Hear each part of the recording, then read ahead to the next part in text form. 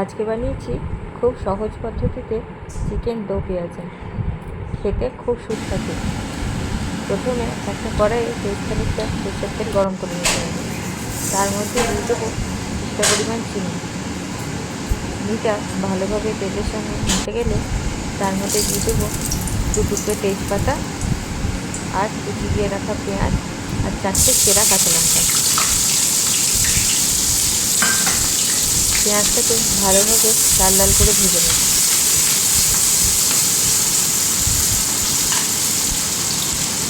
ভালোভাবে পেঁয়াজ ভাজা হয়ে গেলে এবার ওর মধ্যে দিয়ে দেবো মাংসের টুকরোগুলো।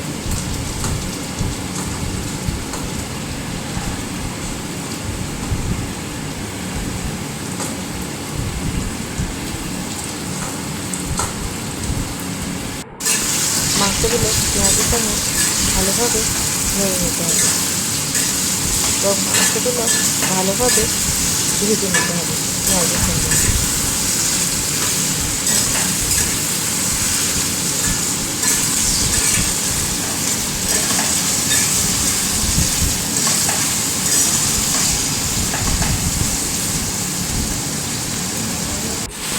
মাংসগুলো ভালোভাবে পেঁয়াজের সঙ্গে ভাজা হয়ে গেছে। এবার ওর মধ্যে দিয়ে দেবো আগে থেকে বেটে রাখা আদা, রসুন আর জিরে বাটা মশলাগুলোকে দিয়ে ভালোভাবে মাংসের সঙ্গে এবার কষাবো।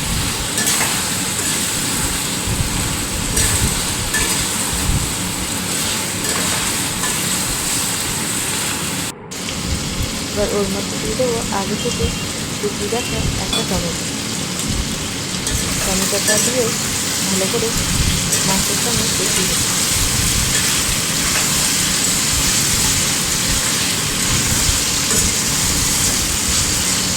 টমেটোটা একটু গলে গেলে এবার ওর মধ্যে দিয়ে দেবো আন্দাজ মতন নুন, পরিমাণ মতন হলুদ গুঁড়ো আর পরিমাণ মতন শুকনো লঙ্কা গুঁড়ো। এবার গুঁড়ো মশলাগুলো দিয়ে ভালোভাবে মাংসের সঙ্গে কষিয়ে নিতে হবে।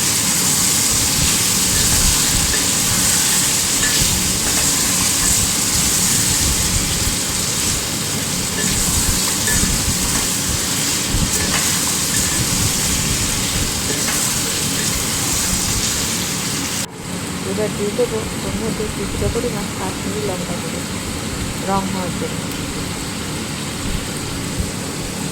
কাশ্মীরি লঙ্কা গুঁড়োটাকে দিয়ে ভালোভাবে চিকেনের সঙ্গে কষিয়ে নেব।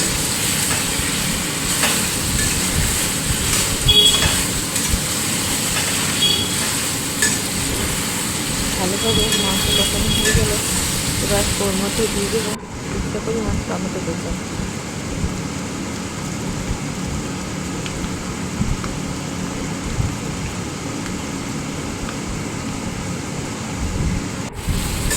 টমেটো দিয়ে মাংসটাকে ভালোভাবে কষিয়ে নেবো। এবার ওর মধ্যে দিয়ে দেবো আগে থেকে টুকরো করে রাখা পেঁয়াজগুলোকে একটা পেঁয়াজ 4টে টুকরো করে দিয়ে দিতে হবে। এবার পেঁয়াজের টুকরোগুলো ভালোভাবে মাংসের সঙ্গে কষিয়ে নেব।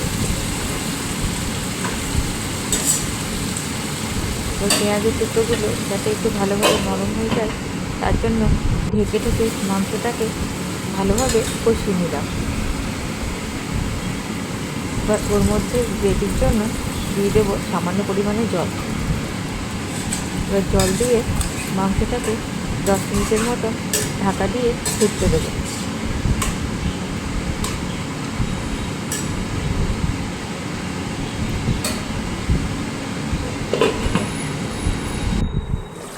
মধ্যে একটা ঢাকা খুলে দেখে নেব মাংসগুলো সিদ্ধ হয়েছে কিনা। মাংসগুলো সিদ্ধ হয়ে গেলে এবার ওর মধ্যে দিয়ে দেবো গুঁড়ো গরম মশলা আর কিছুটা পরিমাণ কাসুরি মেথি হাতের মধ্যে রেখে হাতের থেকে ডলে দিয়ে দেবো।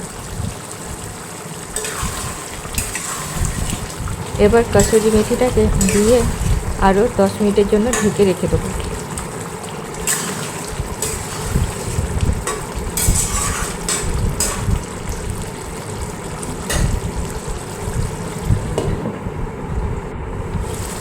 ব্যাস, এবার তৈরি হয়ে গেল আমাদের ঘরোয়া পদ্ধতিতে চিকেন দো পেঁয়াজা।